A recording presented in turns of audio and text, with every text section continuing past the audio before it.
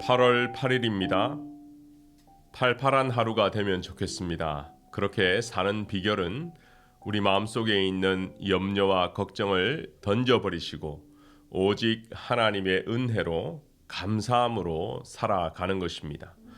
오늘 주시는 하나님의 말씀은 은혜를 쓰다 220페이지 누가복음 16장 10절입니다.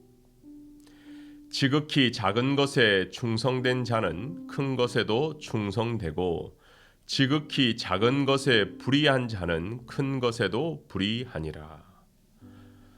20대가 되면 군에 가는데요. 군 생활을 시작하며 유경험자에게 조언을 듣게 됩니다. 그때마다 제일 중요한 것, 반복적으로 듣는 것은 건강하게 제대하는 것이었습니다. 군에는 사고가 많이 일어나죠. 훈련 중에도 사고가 발생하고 어떨 때는 이동 중에도 문제가 생겼습니다. 무엇보다 서로가 전혀 모르는 혈기왕성한 20대들을 한 곳에 모아두고 함께 먹고 또 2년 동안 함께 생활하다 보니 돌발 상황은 언제나 발생하는 것이죠. 그렇기 때문에 군대는 엄격한 훈련과 통제의 연속입니다. 물을 먹는 것도 화장실에 가는 것도 신병교육대에서는 허락을 받아야 합니다. 그렇게 6주가 지나면 진짜 군인이 되죠. 말투부터 달라지고 국가와 국민을 위해 헌신하는 자세가 됩니다. 소위 말해 군인 정신이 생기게 되는 것이죠.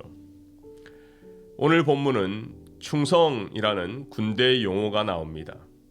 어느 조직이라도 이런 인사를 하는 곳은 상명하복 체제의 군대밖에 없을 것 같아요. 그렇기 때문에 오늘 말씀은 저와 여러분이 예수님을 대장으로 모시는 하나님 나라의 군병이라 생각하고 묵상해야 하는 것이죠. 그렇다면 우리는 누구에게 어떻게 충성해야 할까요? 첫 번째, 누구에게입니다. 오늘 본문 12절을 보면 너희가 만일 남의 것에 충성하지 아니하면 누가 너희의 것을 너희에게 주겠느냐 말씀하고 있습니다. 주인 되시는 하나님이 나에게 맡겨주신 재물, 나에게 맡겨주신 건강, 시간, 능력, 모든 자원에서 나는 주인에게 하나님께 충성하는가 이걸 물어보는 거죠. 정치, 특히 선거 시즌이 되면요, 청문회를 거치게 됩니다. 그러면 항상 과거에 재직할 때에 어떻게 살았는가 보는데요.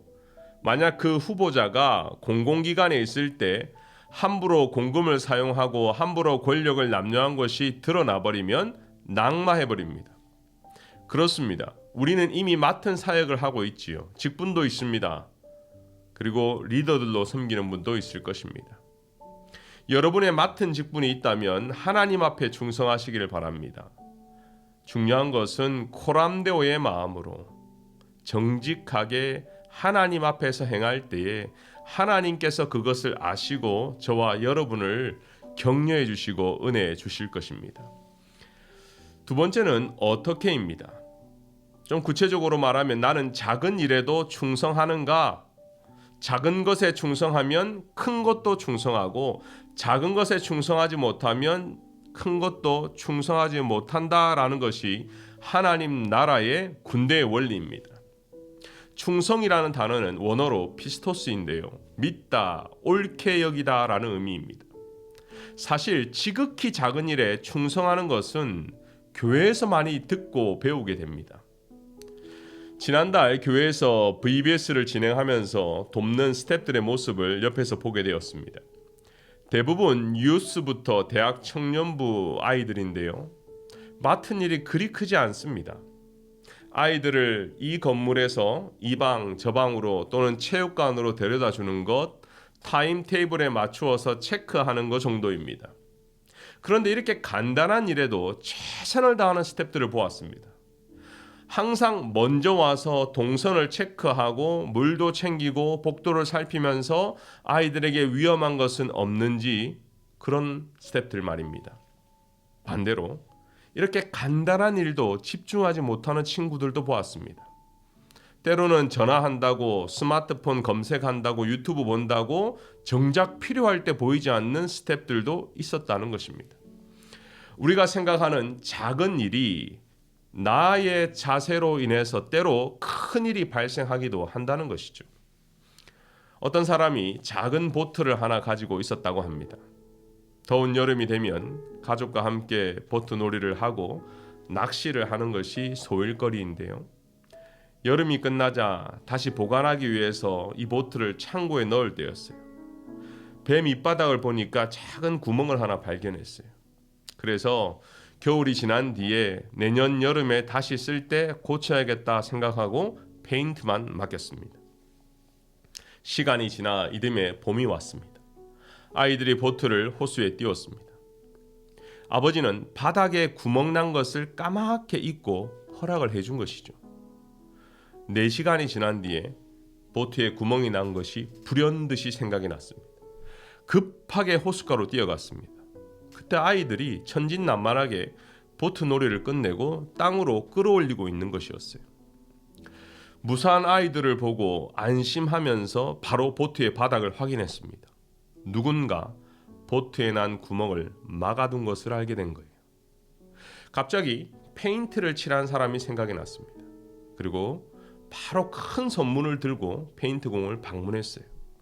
그랬더니 그 선물을 극구 사양하면서 자신은 페인트에 대한 돈을 다 받았다며 손사래를 치는 거였어요. 그때 아버지는 당신이 보트에 뚫린 구멍을 막아주었기 때문에 우리 아이들의 목숨을 구했습니다. 이보다 더한 감사가 어디 있습니까? 여러분, 나의 관점에서는 아주 작은 일이지만 주인의 입장에서는 아주 큰 일이 될 수 있다라는 것이죠. 작은 일에도 충성하면 하나님이 큰 것을 맡기시는 원리입니다. 우리가 섬기는 컴패션 후원도 마찬가지입니다. 매달 정기적으로 지원하는 어떻게 보면 적은 돈이 그들에게는 희망이 되고 하나님의 복음이 되고 열매로 맺혀질 것입니다. 오늘 묵상의 결론은 우리 모두가 이 질문에 답할 수 있어야 할 것입니다. 사실 오늘 본문 누가복음 16장은 불의한 청지기 비유입니다. 핵심 주제는 재물에 대한 태도죠. 분명 여기에 등장하는 청지기는 불의한 사람입니다. 신뢰할 수 없는 종입니다. 그런데요, 불의함에도 주인에게 칭찬을 받았습니다. 그가 일시적으로 맡은 재물을 가지고 더 긴 안목에서 미래를 대비했기 때문이죠. 여러분, 돈, 재물, 시간, 건강, 하나님이 주신 이것 자체는 의롭거나 불의하지 않습니다. 하지만 돈이 하나님보다 우선되거나 재물이 하나님보다 우선되거나 내가 생각하는 그 어떤 것이 하나님보다 우선될 때에 불의해지는 것이죠. 우리 자신을 되돌아보면서 오늘도 내가 욕심에, 욕망에, 소유에 이끌리지 않는가? 여러분, 항상 우리는 생각해야 될 것, 하나님이냐, 이 땅이냐? 여러분, 영원한 하나님의 나라를 선택하시기를 바랍니다. 사람의 칭찬인가? 보이는 것에 만족하는가? 아니면 하나님께서 인정해 주시는 건가? 충성된 종로, 청지기의 삶으로 코람데오로 나아가시기를 바랍니다. 함께 기도하겠습니다. 은혜가 풍성한 하나님 감사합니다. 오늘도 말씀을 통해서 깨닫게 하시고 불의한 청지기였지만 미래를 바라보는 지혜가 있었기에 칭찬받은 것처럼 우리는 의로운 청지기, 충성된 청지기가 되게 하여 주시옵소서. 그래서 하나님 나라를 우선하고 하나님 나라의 군사로 훈련되고 또한 주인의 마음을 흡족해 하는, 주인의 마음을 시원케 하는 그러한 백성으로 살아가는 오늘 하루가 되게 하여 주시옵소서. 감사하며 예수님의 이름으로 기도합니다. 아멘.